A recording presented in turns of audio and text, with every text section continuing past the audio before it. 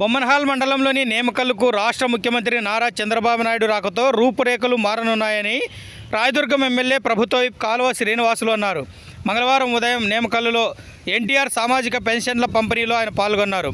ముఖ్యమంత్రి హామీలో భాగంగా గ్రామానికి చెందిన 42 మందికి కొత్త పెన్షన్లను పంపిణీ చేశారు.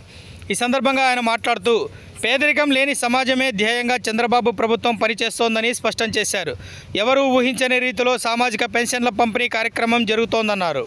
సీఎం హామీతో నేమకల్లులో వివిధ అభివృద్ధి కార్యక్రమాలు త్వరలో ప్రారంభం కానున్నట్లు కూడా ఆయన వెల్లడించారు. ప్రతి నెల పంచనగా సామాజిక పెన్షన్ల పంపిణీ ఒక యజ్ఞంలాగా ఆంధ్రప్రదేశ్ రాష్ట్రంలో నారా చంద్రబాబు నాయుడు గారి నాయకత్వంలో జరుగుతూ ఉంది. ఈ నెల 31వ తేదీనే అంటే ఈరోజే రాష్ట్ర వ్యాప్తంగా అర్హులైన అందరికీ పెన్షన్లను పంపిణీ చేస్తూ ఉన్నాం. దాంట్లో భాగంగా కరెక్ట్గా నెల రోజుల ముందు ఈ గ్రామానికి వచ్చి రాయదుర్గం నియోజకవర్గం బొమ్మనహాల్ మండలం నేమకల్లు గ్రామానికి వచ్చి చంద్రబాబు నాయుడు గారు అర్జీలు తీసుకున్నారు అర్హులైన వాళ్ళకు. వాళ్ళల్లో 43 మందికి ఈరోజు కొత్తగా పెన్షన్లు మంజూరయ్యాయి. కొత్తగా మంజూరైన పెన్షన్లను లబ్ధిదారుల ఇళ్ల వద్దకు వెళ్ళి ఈరోజు మేము పంపిణీ చేయడం చాలా సంతోషాన్ని కలిగించే విషయం. పేదలన్నా బడుగు బలహీన వర్గాలన్నా చంద్రబాబు నాయుడు గారికి ప్రత్యేకమైన ప్రేమ అభిమానం ఉన్నాయి కాబట్టి ఏ రాష్ట్రంలోనూ జరగని విధంగా ఎవరు చెయ్యలేని విధంగా చంద్రబాబు నాయుడు గారు ఈ సామాజిక పెన్షన్ల పంపిణీ చేయిస్తూ ఉన్నారు. ప్రతి పేదవాడు ఆనందంగా ఉండాలి, ఆకలితో ఎవరూ బాధపడకూడదనే ఉద్దేశంతో ప్రభుత్వం ఈ బృహత్తర కార్యక్రమాన్ని నిర్వహిస్తూ ఉంది.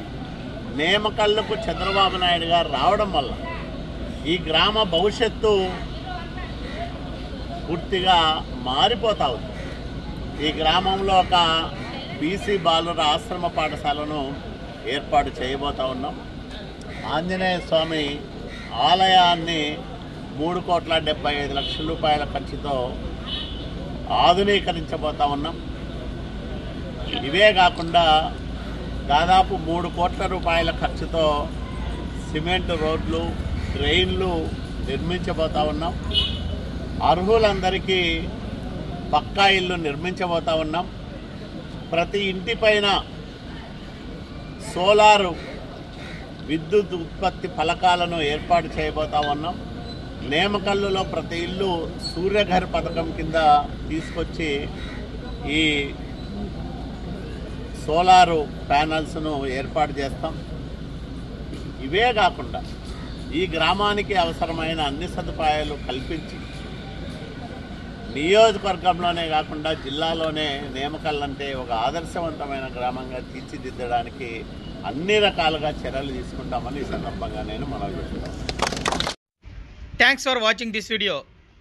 ఈ వీడియో మీకు నచ్చినట్లయితే లైక్ చేయండి, షేర్ చేయండి, సబ్స్క్రైబ్ చేసుకోండి. మన రాయదుర్గం ఆర్డీజీ న్యూస్. మా లేటెస్ట్ న్యూస్ అప్డేట్స్ కోసం నోటిఫికేషన్లు రావడానికి బెల్ బటన్ని యాక్టివేషన్ చేసుకోండి.